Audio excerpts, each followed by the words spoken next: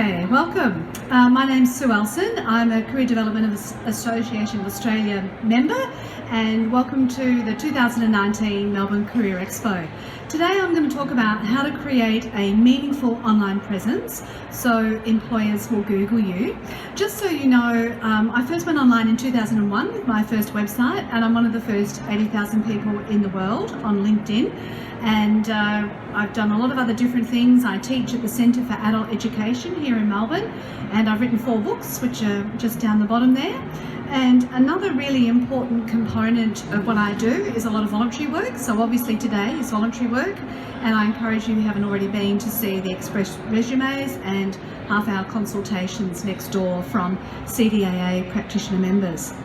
So one of the first things that you really need to decide about with having an online presence is making sure that you understand what you're actually trying to achieve. You've got to be really clear on that first so that people can find that information.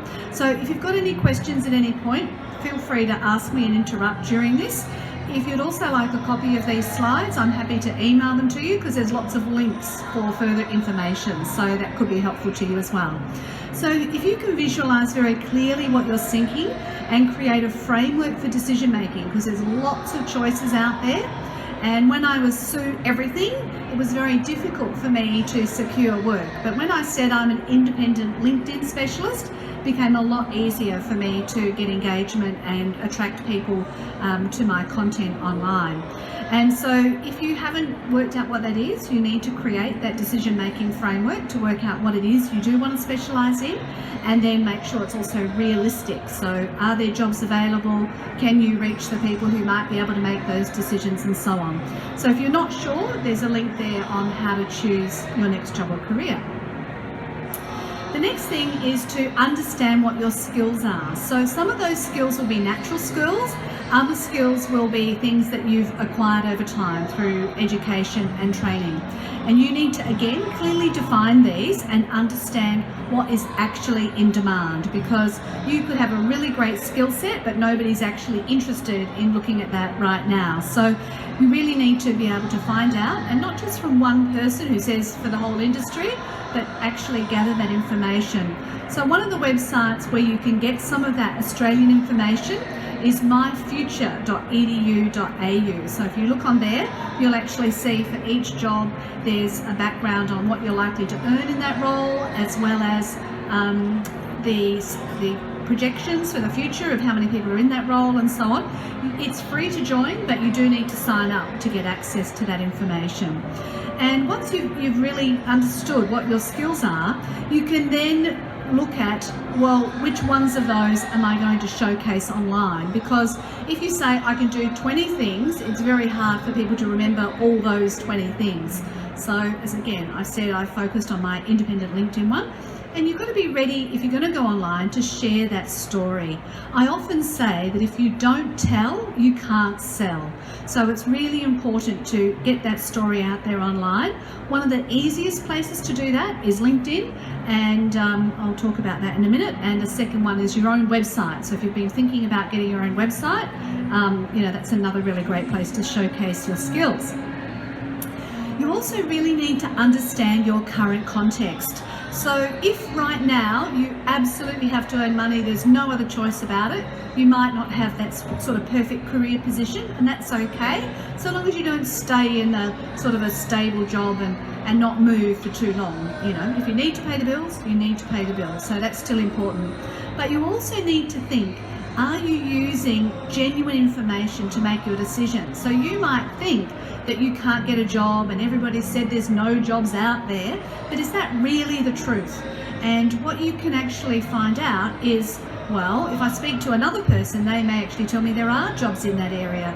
Or if I don't just look at job ads and I go to the hidden job market, there may be more jobs out there than what's already available. So for instance, up to 90% of jobs are never advertised. So again, if you've got sort of that online presence happening, you can attract those opportunities to you. There may also be other issues affecting your chances of securing work. So you might have told a story about what you've done in the past, and it could be really interesting, but it's not helping people understand what your transferable skills are. So I've done a lot of work with the automotive industry, and a lot of people don't understand automotive, but there's heaps of transferable skills that those people in that industry can bring across to another industry. So sharing that in a productive way can be really helpful. And then there might be other people who say you're too old, you're too young, you need a degree, you should have done this, all that other stuff going on. So you need to sort of wipe the slate and say, from now on, these are the techniques I'm going to use to attract those opportunities to me.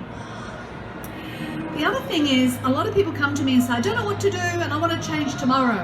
And of course, that's not realistic. You know, it can take a period of time to actually achieve your ultimate goals. So I really think you need to set a realistic time frame, and you can also not think, oh, I can't do it until 6 months' time.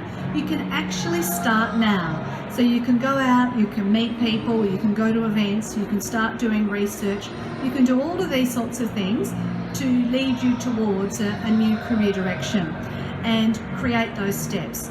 And if you're always looking for a job, you know, right now you're not working, I suggest that the maximum amount of time you would spend per day is 2 hours a day, 5 days a week. The rest of the time, go to the beach, go to the library, do something else that's interesting to you, because 8 hours a day just looking for a job is really, really hard work. So, you know, be strategic, do lots of different things, and then that can lead to the next one. There's more items there to help you with looking for a job via that link.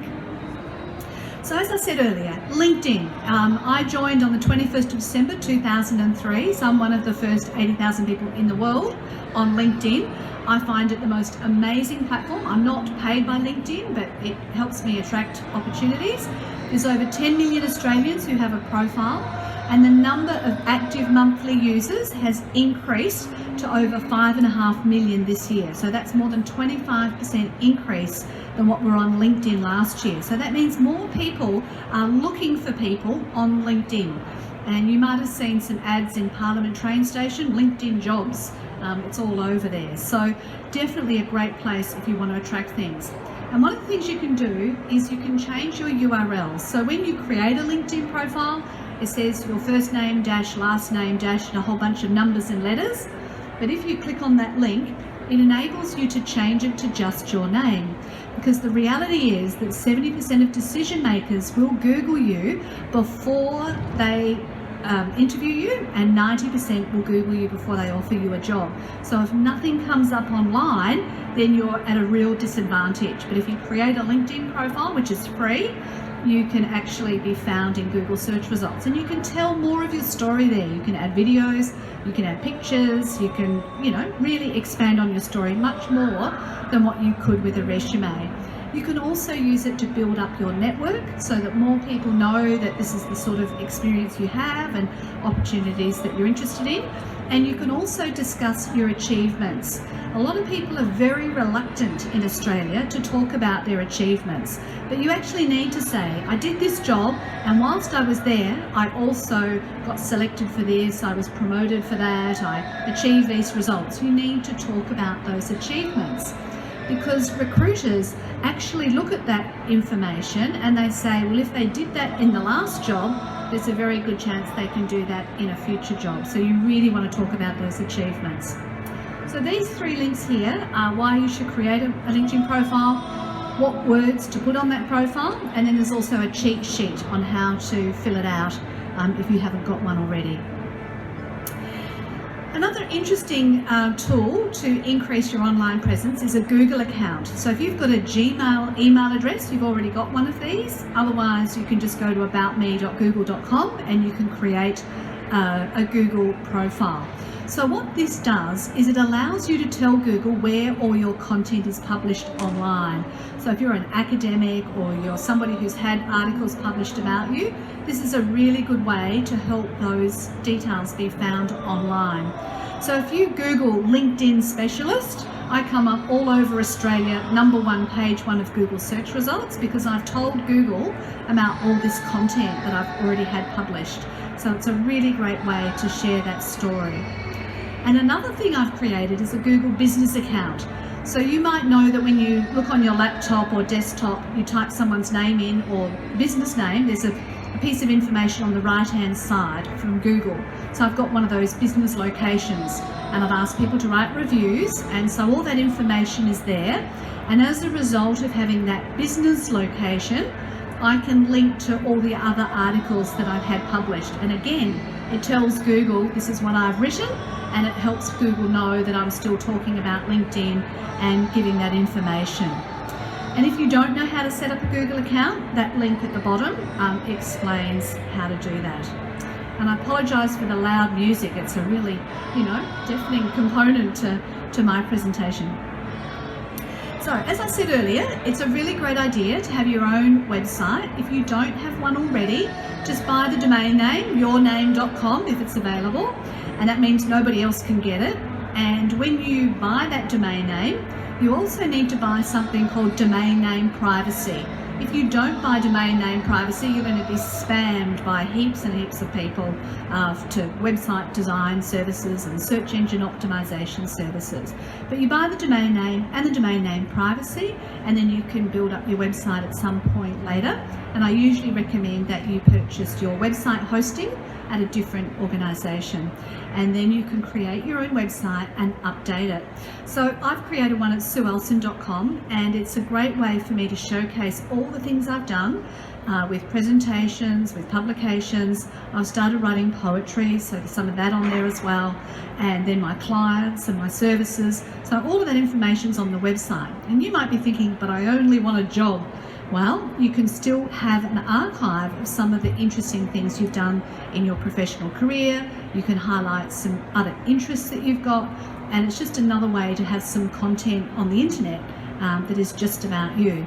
I've even created websites for my children, and I threaten them they're going to have to pay me a lot of money if they ever want those websites back in their own name in the future. Another really important component of applying for work is making sure that your social media profiles are nice and neat and tidy, and also complement your story. So if you've got lots of pictures drunk at parties and doing strange things or whatever, obviously you want to remove that content if you're actively looking for work, but you also need to keep them up to date.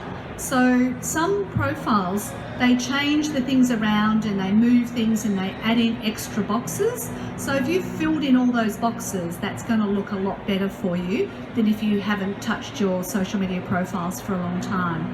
And you can also link to your social media, your website, your LinkedIn profile, again on that Google account. So if somebody Googles you, your content comes up. And this is particularly important if there's some other really famous person with the same name as you. Google tries to generate local results first. So it's going to look for people in Melbourne before it looks for people in some other location if you tell Google that that's your information. And this link here is about having an accountability partner to make sure you do it, because it's all well and good to come to these expos, but do you go home and do anything? So I really encourage you to have an accountability partner to help encourage you to do some of these things after today.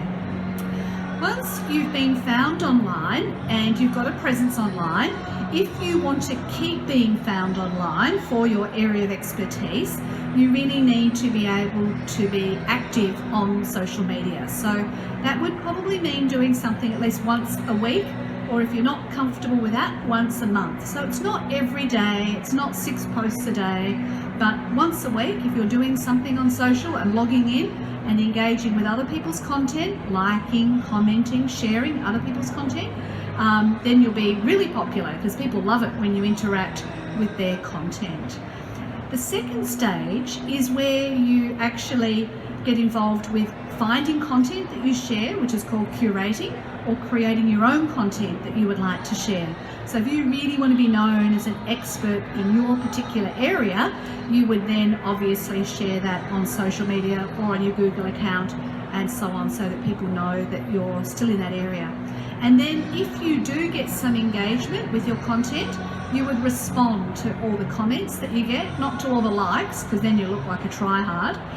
But if you engage with the content, and so people write a comment, this is really valuable, I really appreciated X, Y, and Z, then you would say, thanks, really glad you appreciated X, Y, and Z. There's more information on this topic at blah, and you can help the person even further after that. I have found that the best strategies for getting work or a job or business are networking, referrals, and voluntary work. So if you've already got some experience, you can skip the voluntary work and just do that as an extra thing. But networking and referrals really, really work, particularly in business, because up to 85% of business is done via referral. And the other really interesting thing is that the best employees are usually friends and family members of existing employees. And with up to 90% of jobs never advertised, if you want to be found, you need to be known to people and for them to be able to find you easily. So this week I got a client, and it was referred to me by somebody I met 6 years ago, but I connected with them on LinkedIn, and because I keep publishing content, they remembered that that's what I do, and I got the referral this week. So it's a really great technique. The people you meet here today, network with them, connect with them on LinkedIn, follow up with them later. And you want to be found for your area of specialty. So if you're a particular skill set, make sure you talk about that a lot in your online content. And then also make sure that other people can verify that content. So if you only published on LinkedIn but nowhere else, people wouldn't necessarily believe you were the expert in it. But if you had some content that was published on other platforms, that again proves that you're doing really well and people know you for that particular content. So there's some other links and details on that particular link there. The next thing is to, when you get that information out there and you're starting to attract opportunities to your content, you want to make sure that the people who don't like it disappear rather than call you and you waste your time. So one person who I helped with their LinkedIn profile, he started getting 6 calls a day from recruiters. Well, obviously he can't do 6 new jobs every day, so he should change his content again so that people know when they look at his profile he's not looking for work right now.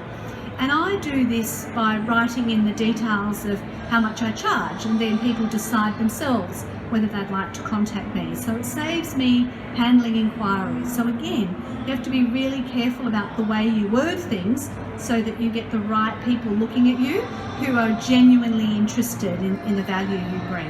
And you really need to make that message really, really clear. So when you say, I'm a specialist in blah, blah, blah, then people know what you do. But if you say you've done this and you've done that, people don't really understand the direct value that you bring. So it's really important to make that really, really clear in your message.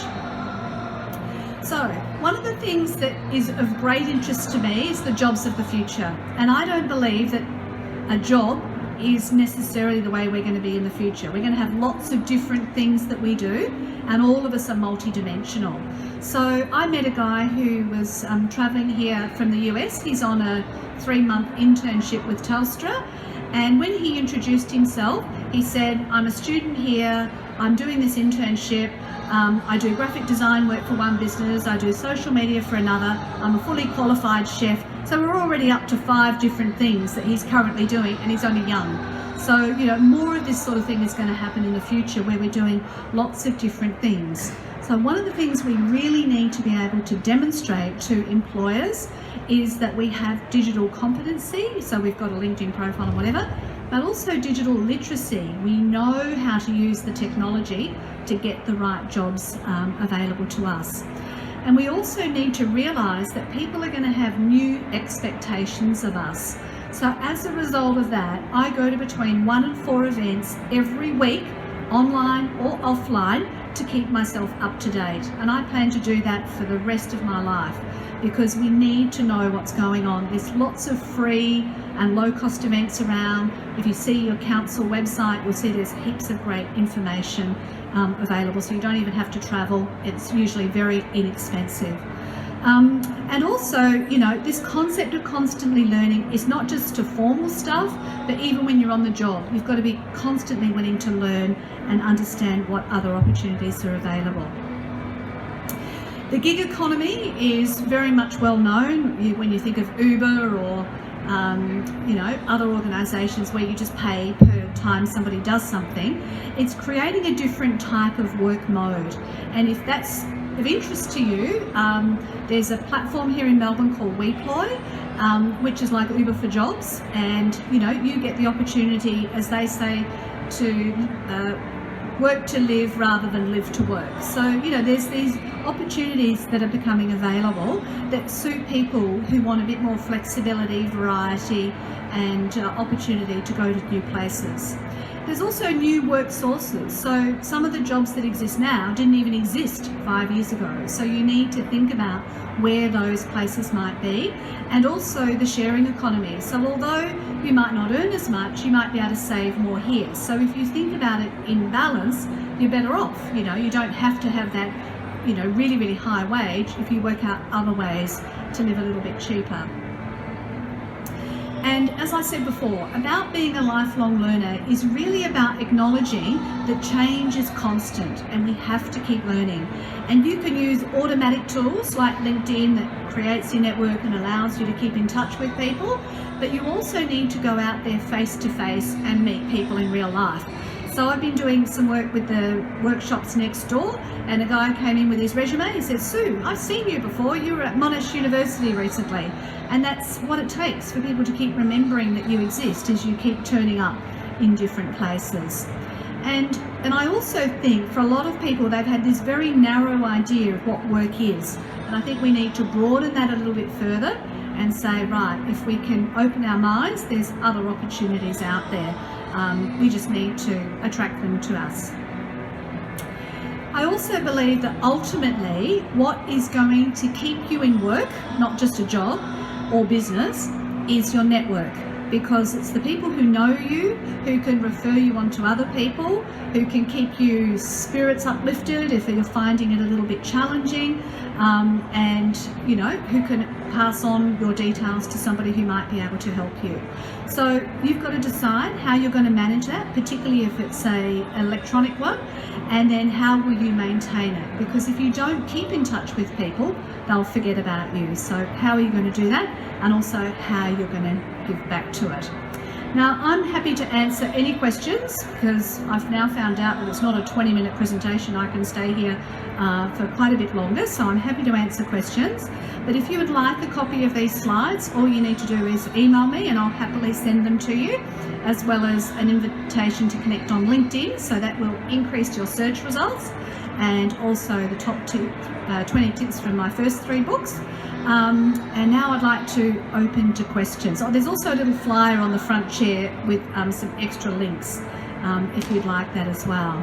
So has anybody got any questions about anything to do with careers, online presence, or websites that they'd like to ask? Please don't be shy. Yes? Is Skype?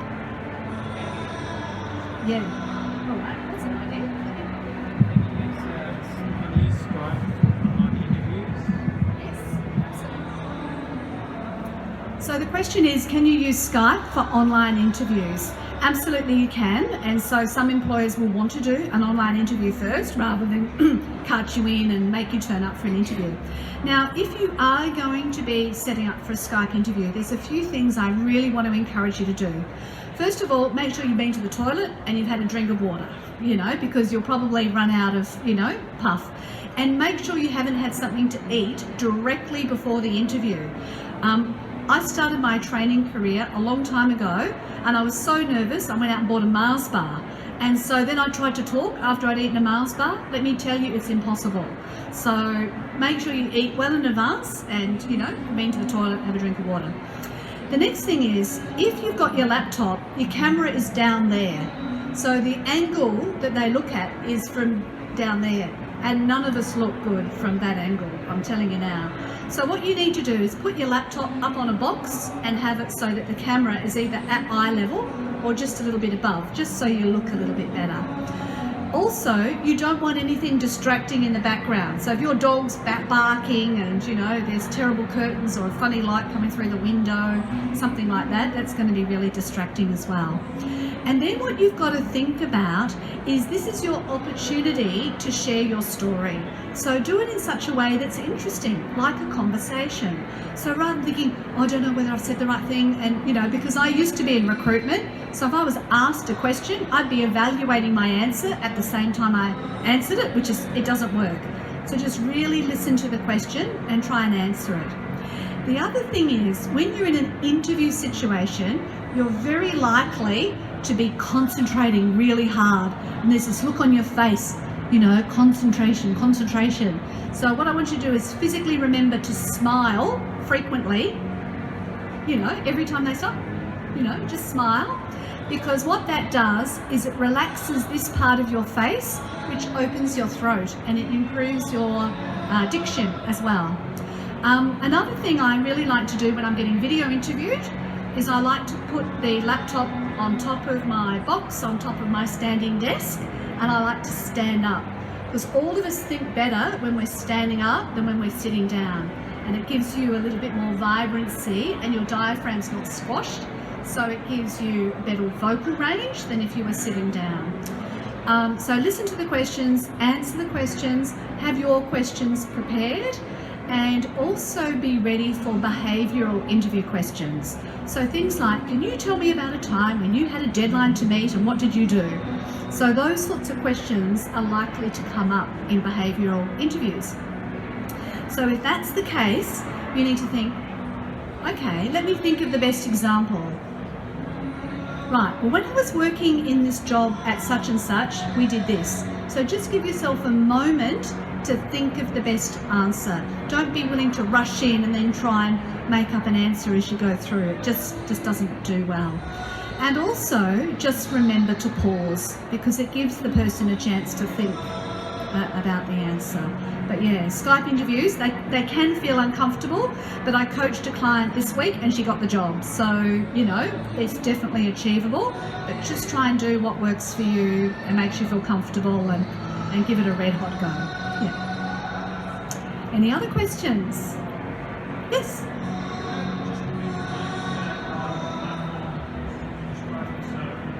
Uber for Jobs. It's called WePloy, W-E-P-L-O-Y. The website is weployapp.com. What I really like about this particular platform is they've done it in a very authentic way. You're paid award rate wages. You get superannuation. You know, everything is done really well, and they attract really interesting people to the platform, you know, which are really good. There's a couple of others that are also available. Another one is called Sidekicker, and another one is called Found.career.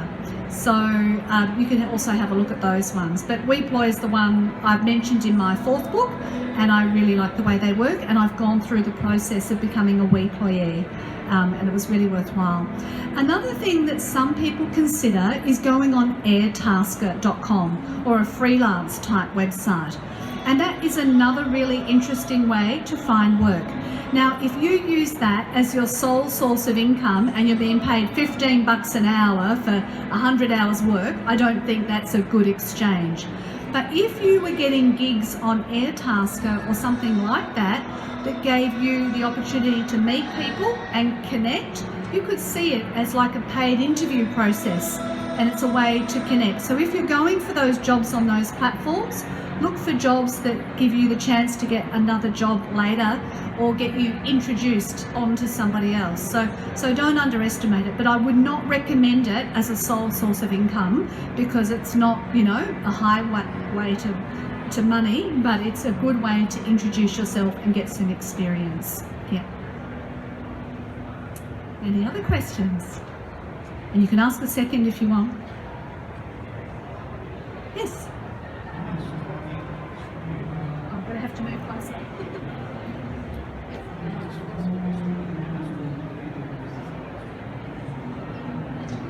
Yes.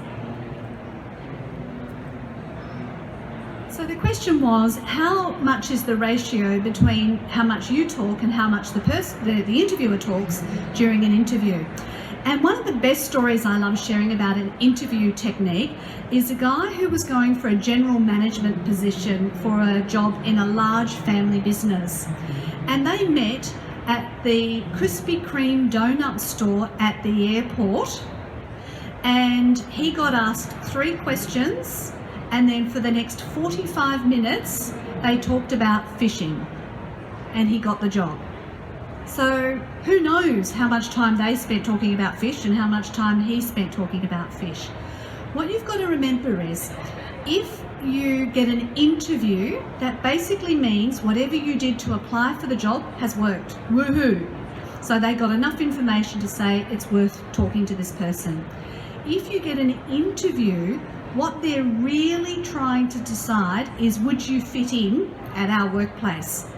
And so they normally make a gut feel decision, which basically means, are you like me or not? Or do I like you? And then they try and verify or otherwise afterwards. So, you know, for most of us, it's all over in the first 30 seconds, realistically. So whether we spent long time talking or short time talking, who cares? But I think what a lot of people do in an interview is they get really anxious. Oh, I really need this job.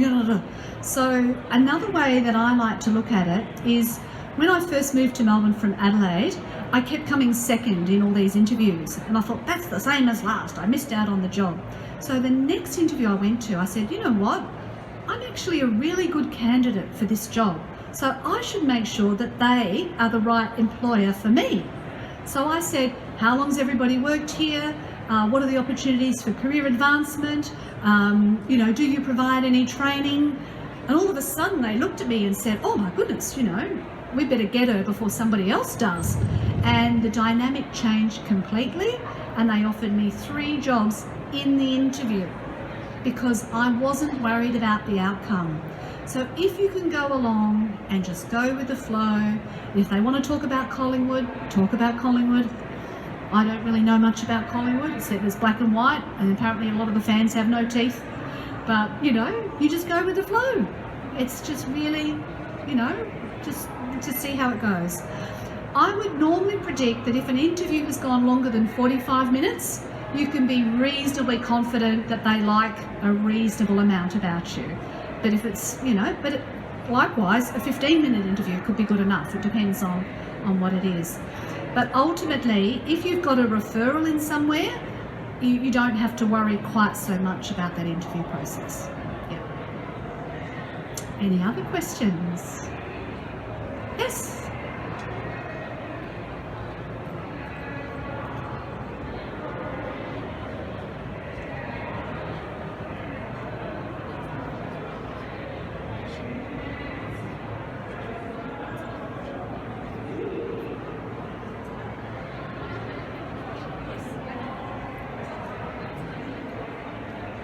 Alright, so the question is in relation to the job description, and when the employer gives that job description, they're really trying to work out whether you've got the skills that match. Now the reality is, for some stupid reason, we're still working on this philosophy that we should hire people based on skills.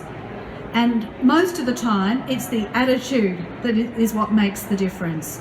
So if you're in an interview situation and you don't know anything about the company, and you don't know anything about that job, and you can't really answer their questions, well, you're probably not going to get the job.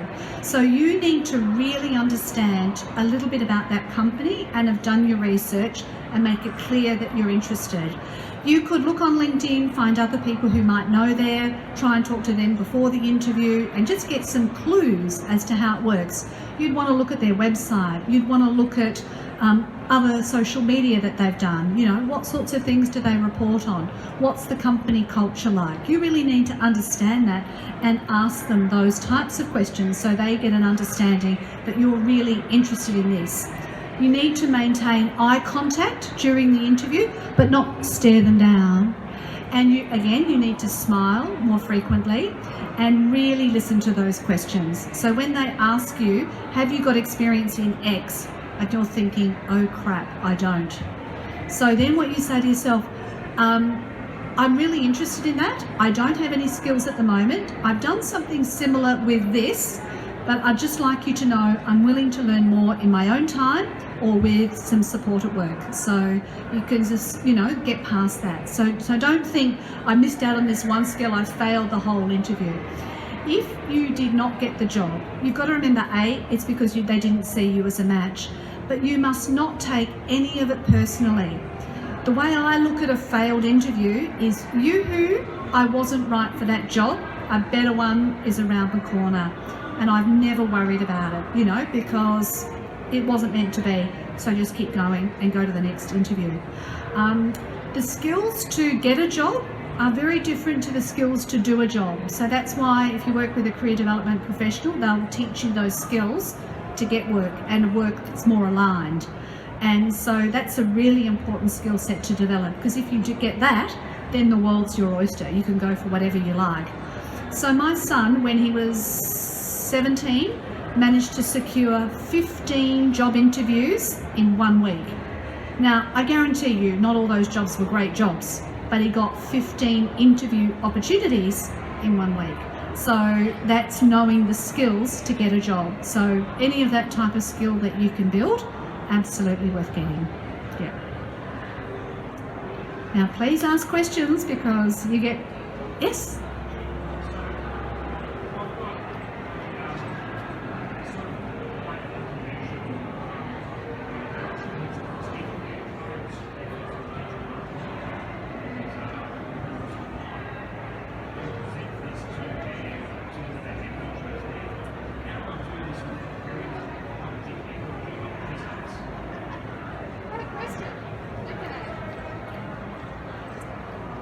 I really love the fact that employers want you to do a sample task before you get a job. I think it's a fantastic way to really measure someone's skills and abilities.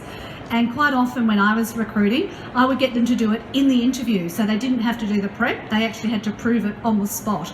And it was amazing how many people said they could do something, and when I gave them the task, they couldn't do it. So I see it as a really good way to do it.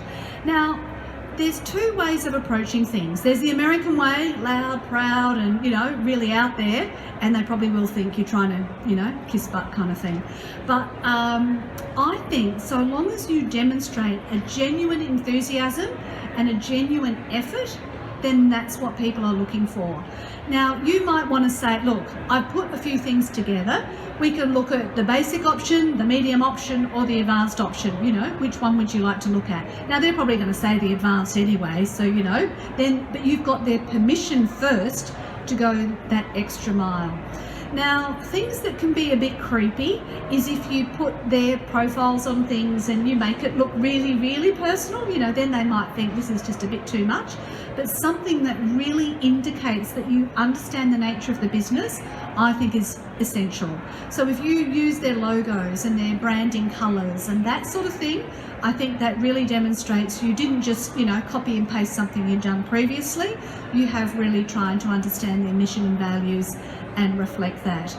Again, as I said earlier, try and connect with somebody else in the organisation to understand the hidden culture and see if you can pick up on any of those ideas and incorporate those in your presentation as well. But I would always be prepared to go over the top rather than under the top for that sort of thing, because it gives you great practice and some skills that you might be able to reuse somewhere else anyway. So the way I see it, no effort is wasted. Even if they don't use it, you've had the opportunity. I started writing online reviews for Google, and then they made me a Google local guide, and then they said, we'd like to invite you to submit an application to a conference in San Jose. And then I had to create a video, and I had to do all these other things. And of course I missed out. I was quite glad, because I thought they've probably got a hotel room where they inject some chip in my brain and try and extract all of I'll be watching too many sci-fi movies, obviously. But anyway, I didn't get the gig, but the process of applying was really helpful. It made me do a video, it made me do these other things that I wouldn't have done if I didn't go through that process. So no effort's wasted. If you didn't get this job, it'll be something else. Yeah, and you might be able to showcase it on your LinkedIn profile if you remove their company details. So, you could reuse it as well, or put it on your website and showcase that. Yeah. Any other questions? people like the questions, so don't be afraid. Yes.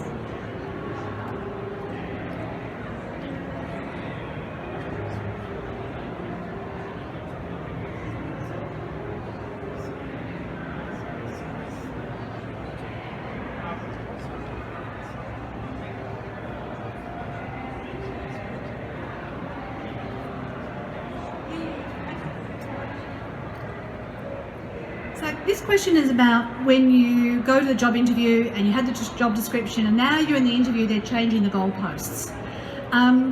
It can be really nerve-wracking if you get something that happens that's not what you expected. If it's a small business, that's very common because they think that that's what they want, but then when they meet you and they realise you've got a couple of other skills, they think, oh, well, maybe we'd like you to do this as well.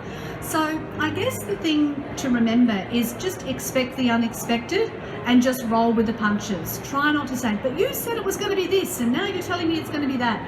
So I try not to be too anxious about that and I just go with it. And if you say, but you said in the job description, you know, you're going to look a little bit, you know, rigid. It's not going to go well for you. So, oh, that's interesting. I thought you wanted this in the job description, but yeah, hey, I've done a bit of consulting over here and, you know, I'm reasonably flexible. You know, you've got me here. I'm happy to use whatever skills you like. I also work on the thing of, like, I might have only been paid $100 to do X, but if I end up doing Y as well, so what? I'm still getting my $100.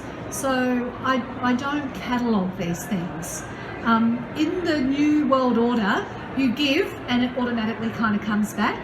You don't say, I give and if I get that back. It doesn't kind of work like that anymore. So yeah, I just be a little bit flexible and just, you know, if it happens, it happens. If it doesn't, it doesn't. Yeah.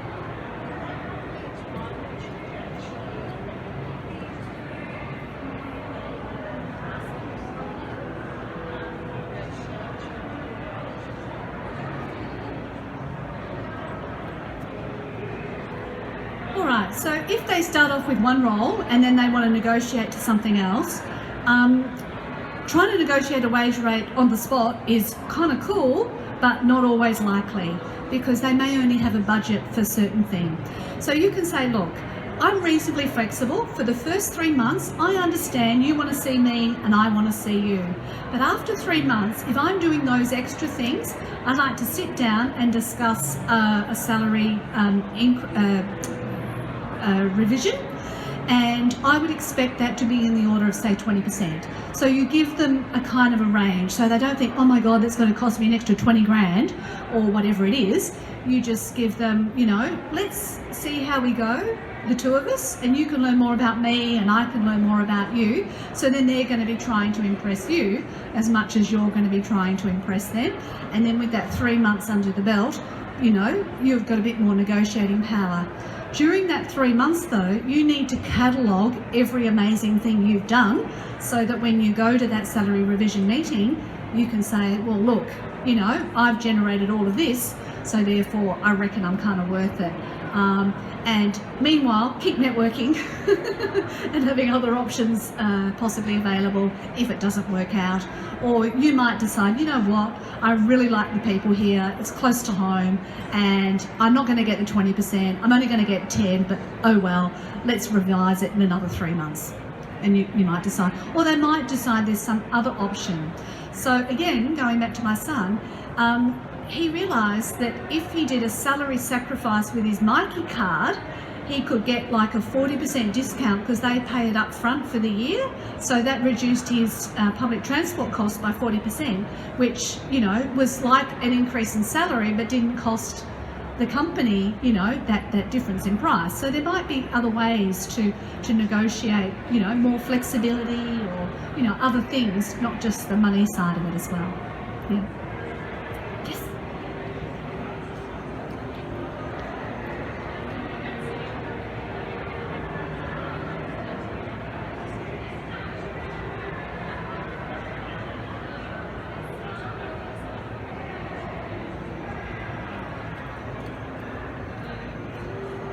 So the next question is, how do you find out how much they're going to pay you when they don't tell you what the salary is? So I think at some point they really need to give you some indication, and you also need to give some indication of what you're interested in terms of salary as well. So you can just politely mention, you know, after you've asked your general questions about, you know, training opportunities, career development, all that kind of stuff.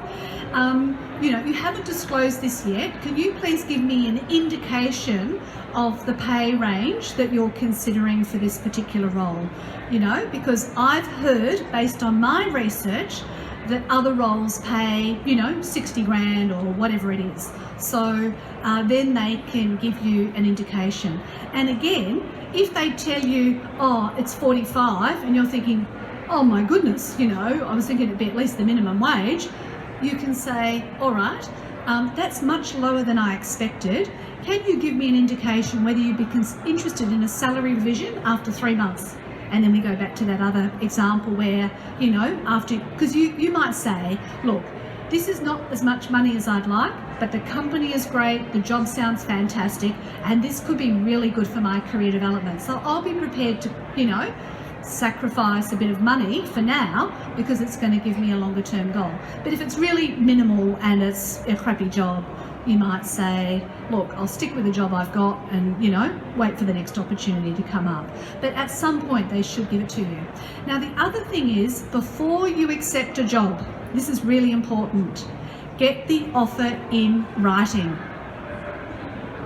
So it doesn't matter if it's just an email or a text message, but you say, you know, oh, we'd like to offer you the job. Oh, that's great. Can you please just put that offer in writing and I'll get back to you.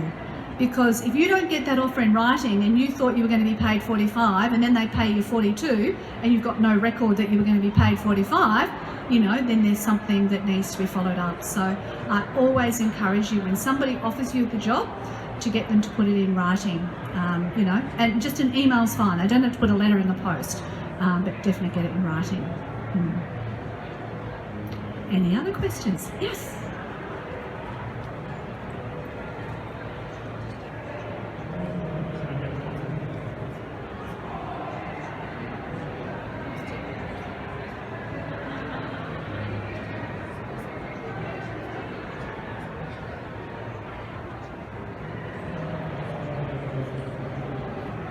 So the question is about behavioural interviews and stakeholder questions, and how would you manage relationships maybe with stakeholders. I always think it's best if you can think of an example of something you've done previously and say, look, when I was in a previous job, we had to set up new relationships with a supplier, and so what we did is we met with them, we, you know, negotiated new terms, we did other things, blah blah blah, and yeah, it worked really well, because what happened is they came back to us, they gave us feedback on our service, and you just give them a little scenario of what happened. That's probably the easiest thing to do. If they want to say, oh, but have you dealt with BHP before, you know, what's your arrangement with them? Well, that could be commercially sensitive information. It wouldn't be appropriate to disclose that in an interview at all. And so you need to be strong enough to say, look, that was related to my previous role. I don't believe it's commercially appropriate to give you that information, but I'm happy to talk more generally about the way we manage our supplier relationships. So that way you don't, you know, burn any bridges, because you don't want to give away secret information to another person. Yeah.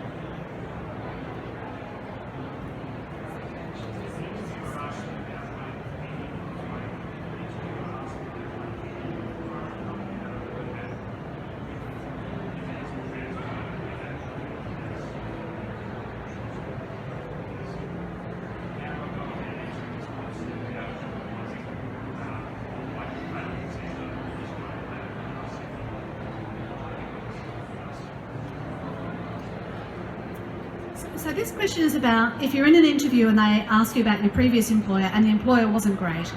Okay, so one of the people I worked with was working for the Department of Defence, and he'd previously been in private enterprise, and then he worked for the Army, and now he thought, I got to get the hell out of here, right? Because he just didn't like the Army, he didn't like the chain of command, he didn't like this, he didn't like that. And I said, look, if you go to a private enterprise and ditch the Army, they're not going to be real happy with you. And if you think about your entire Army career, there's actually a number of things that have been really great about it. You got to go on tanks, rolling over bushes and out here and doing this, and you did all this amazing stuff as part of the Army. So you have to go through a process of accepting what happened in the army and looking for the good parts of what happened in that job. So if you think about, even though it might have been not a great job or great people that you worked with, you really need to focus on the things that were really good about that organisation. They gave me my first opportunity out of uni. They gave me the opportunity to work on this project. They did this, they did that. Ultimately, I didn't fit with the culture, so the reason I'm looking for a new job is because I want this, this and this in my future, or whatever reason it is. You know, you might say the tasks became very repetitive, I didn't have enough scope, you know, whatever reason it is, it's reasonably generic and understandable as to why you would want a new career. I always believe it's important to focus on the positive, and I also believe it's important to let go of the crappy stuff.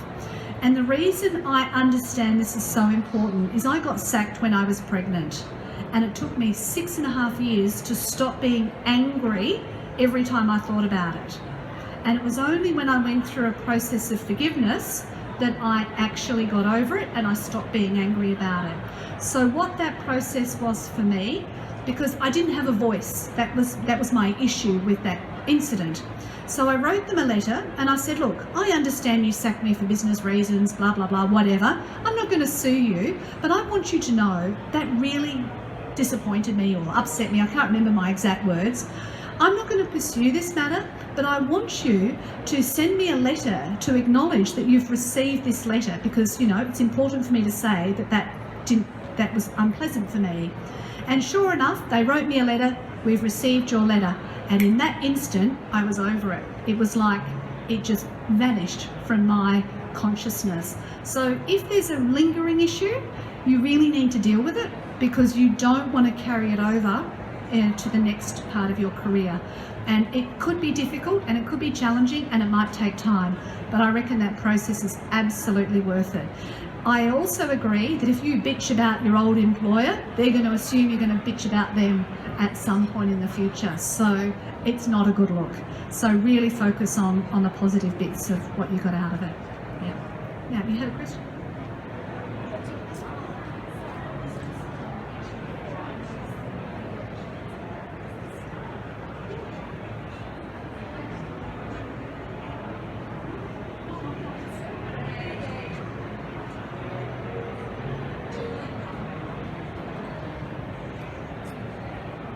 Okay, so the question is, when you asked a behavioural interview question, so I use a technique consciously and unconsciously called the STAR technique. It's very well known. If you just type in STAR technique into Google, you'll see the answer.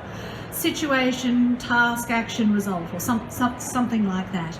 So when somebody says, can you tell me about a time, or when you did this, or whatever, you think of when you did it, what you did, how it happened, and the result that occurred.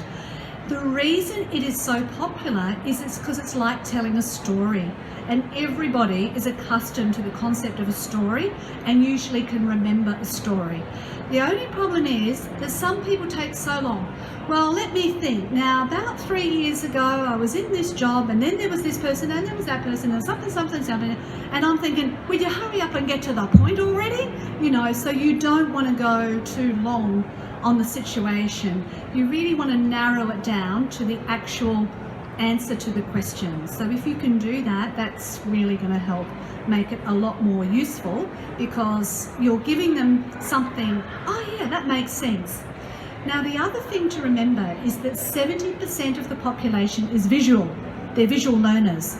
So if you create a scenario, well, actually, I was at this presentation and there was this really loud stage over on the other side, and I had to present in such a way to engage people who are walking past and encourage them to sit down or whatever, and then they're visualizing themselves, you know, on a stage, hearing the noise, you know, so you're giving them a visual image, which makes it easier for them to remember you over someone else.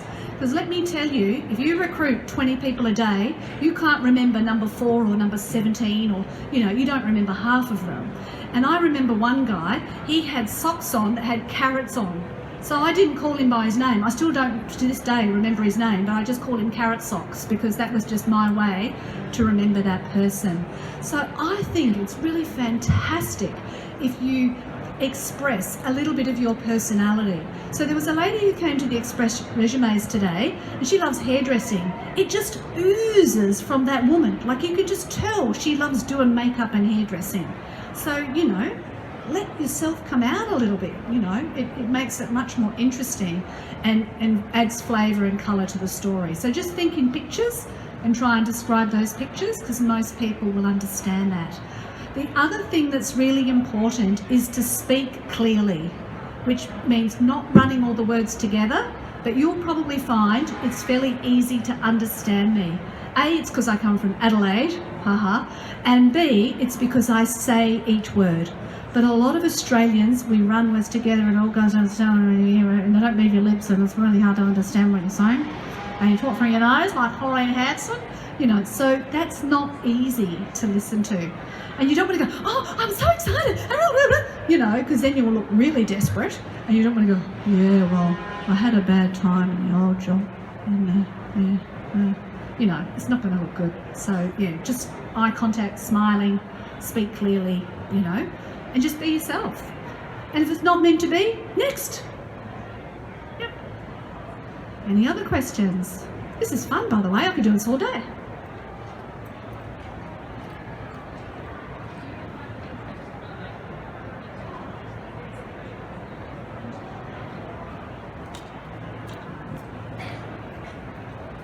Are there any things you should not say in an interview? Well, one interview I got asked my strengths and weaknesses.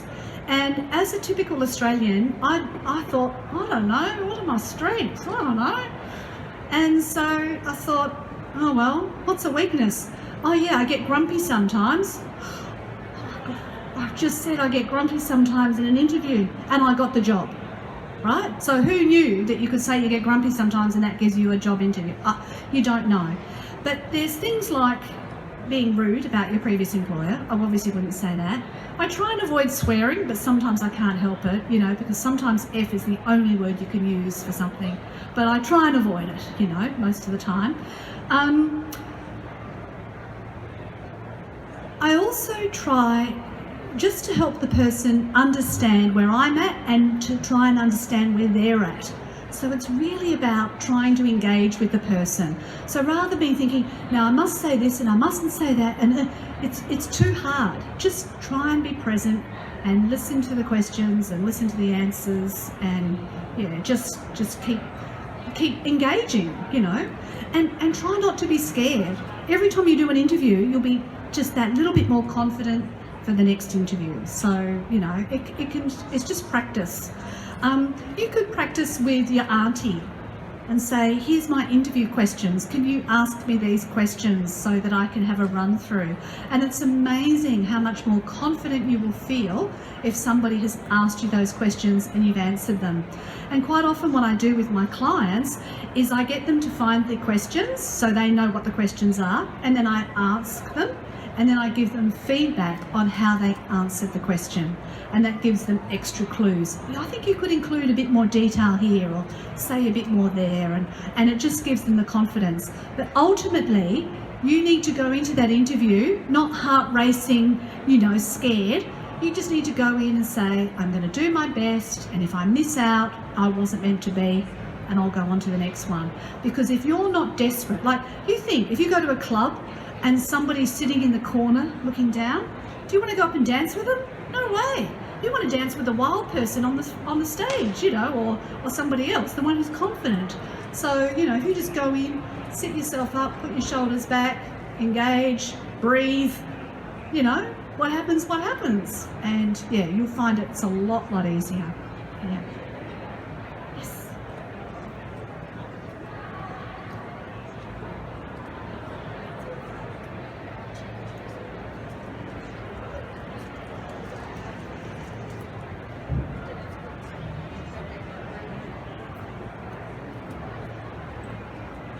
So this question is about how do you convince somebody you want to go from one industry to another industry that appears to be completely different, and the one you said was finance to education. Okay, So every single industry has transferable skills. Every job requires you to get there on time, leave on time, do the work, get paid, you know, all those sorts of things. But what you really need to be able to do is explain that.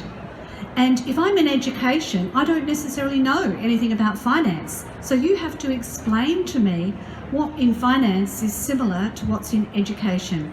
So I'll go back to an example that is from the automotive industry. So somebody I met was called a grip test engineer. Do you know what a grip test engineer does? Every event I go to, nobody ever knows what a grip test engineer is. I thought it was something to do with steering and the grip, you know, like something to do with that, tyres. But apparently a grip test engineer makes sure that a car will not roll over. So that means it's aerodynamics, it's speed, it's tyres, it's suspension, it's braking, it's a million things.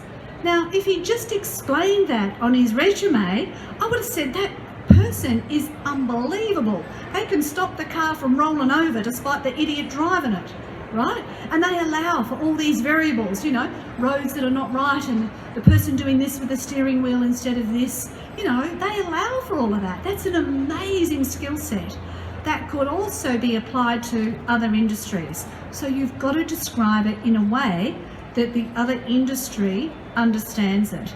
And you will have to demonstrate what you have learned about the new industry. And if you can't do that, and if you can't tell that story, then obviously that new industry is not going to accept you. I also don't believe that it's realistic to be one day in finance and the next day in education. That's unrealistic. It's going to take a little bit of time to get there. So just remember that if you're going to swap industries, you might have to go down a little bit before you go back up again. And that's sort of fairly normal, but woohoo, you're in the industry that you really want to be in, so allow for that. Yeah. Any other questions? By the way, these are all my opinions, right, and my experience. So if you ask somebody else, they will probably give you a different answer. And then it's up to you to decide which answer you like and how you're going to use it. So keep that in mind too. I'm not the sole provider of perfect information, believe you me, but it's based on a lot of experience. Yeah. Any other questions?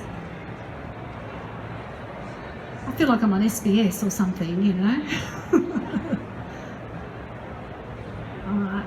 Okay, so I'm doing another presentation, I think it's at 2:30, which is similar to this, but slightly different, so you're welcome to come back then. I'm also going to hang around here, so if you'd like to come up and ask me a question, or go and look at something and come back, I'm going to be either here or next door till about 4 o'clock. As you know, the Career Development Association has express resume checks, so if you want your resume looked at, you can do that, or you can book a 20-minute consultation with one of the career development practitioners.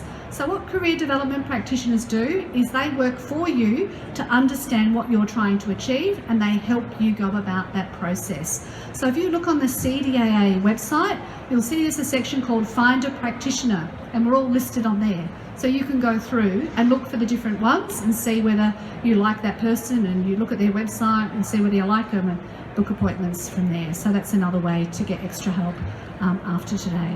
So thank you for turning up. The best 80% of success, says Woody Allen, is turning up. And you're still here at the end, so woohoo. So well done for turning up, and I hope you have a lovely afternoon and might see you at next year's Expo. Bye for now.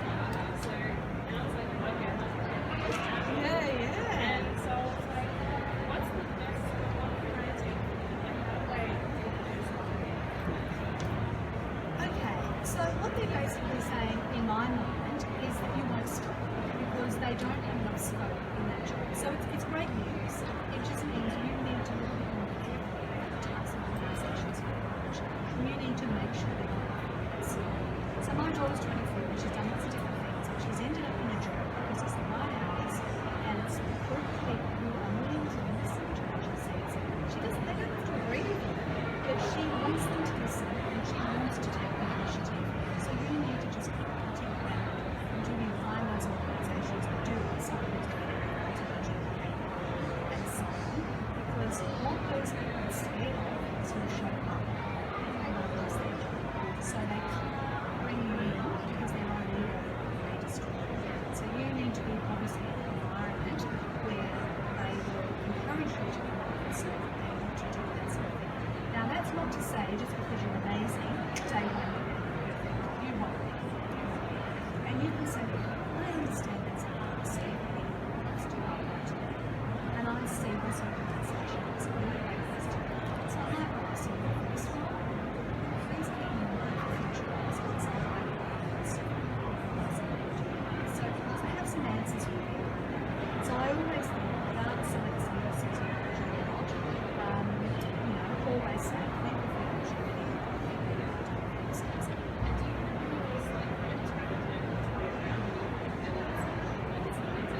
Deteriorate? For what reason? I don't know. I just want to put myself with someone, and I just want to look at fun. I want to find and Yeah, look, one woman asked me this trick question, and I was really angry with her. And she said, would you like a job for 4 days a week for 3 months or full time for 2 months?